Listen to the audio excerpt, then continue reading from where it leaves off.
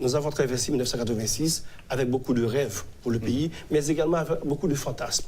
Et un des fantasmes de 1986, c'est de penser que l'exécutif est forcément mauvais et qu'on va faire un Parlement idéal, un Parlement qui n'a aucun défaut et à qui on va confier tout le pouvoir et qui va contrôler cet exécutif foncièrement mauvais. Et on en arrive aujourd'hui à détester tout parlementaire qui, pour une raison ou une autre, soutient l'exécutif parce que le rôle présumé du parlementaire, c'est d'être dans l'opposition. Mais je suis désolé, les parlements du monde entier sont divisés en deux camps, ceux qui soutiennent le pouvoir et ceux qui sont contre. Et moi, je pense que c'est de notre droit le plus entier de soutenir l'action gouvernementale et de s'en écarter lorsque bon nous semble. Comment voulez-vous qu'une petite minorité d'une vingtaine de députés mette un président d'accusation lorsqu'on sait qu'il faut la majorité des deux tiers d'un président disposant d'une majorité confortable à la Chambre des députés. Donc c'est tout à fait insensé. Et moi je pense qu'on est dans la logique du pays LOC. Le pays LOC dans les rues a échoué. Ils sont en train de transposer le pays LOC au niveau des institutions. De la rue aux institutions. Et là, vous parlez tout à l'heure que le président Bodo est en train de chercher un accord avec les députés minoritaires. Moi, je pense qu'accord, il n'y en aura pas parce que la volonté n'est pas là.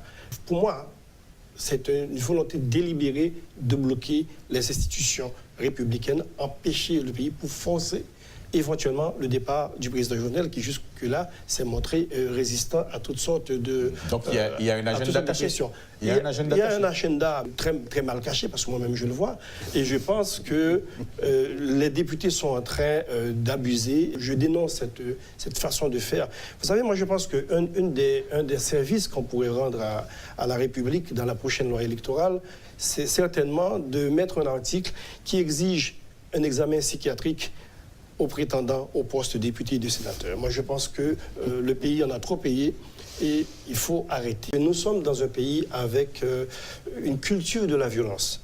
Nous sommes persuadés que rien ne peut se régler que par la violence. Cette violence va entrer au Parlement. On va trouver des sénateurs et des députés qui vont être persuadés que tant qu'ils ne cassent pas les bureaux, tant qu'ils n'arrachent pas les micros, ils n'arriveront pas à leur fin. Vous savez, moi j'ai toujours dit qu'il y a deux manières de diriger. La première, c'est par les lois. Et la seconde, qui est commune aux hommes et aux bêtes, c'est par la force. On ne peut pas diriger par la force et tout peuple qui refuse les chemins de la loi finit par se comporter comme des bêtes, c'est-à-dire à tout obtenir par la force. Dans nos écoles également, on nous a fait croire que brûler le pays c'était très bien, tuer était très bien, couper les têtes, brûler les maisons était très bien.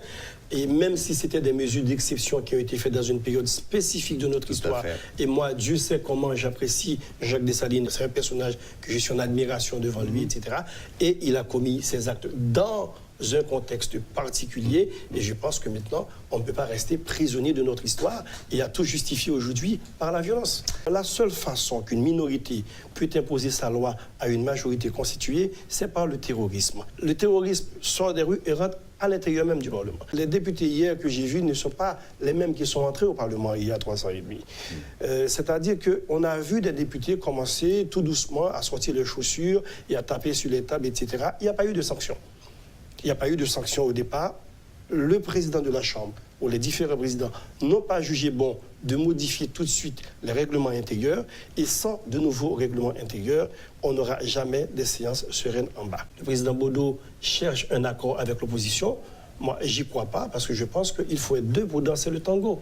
Si l'opposition n'est pas disposée à trouver un accord, il n'y en aura pas. Et tant qu'il n'y aura pas d'accord politique, il n'y aura pas de séance. Et nous nous approchons vers la fin de la législature. Donc ce sera pour moi une fin en queue de poisson.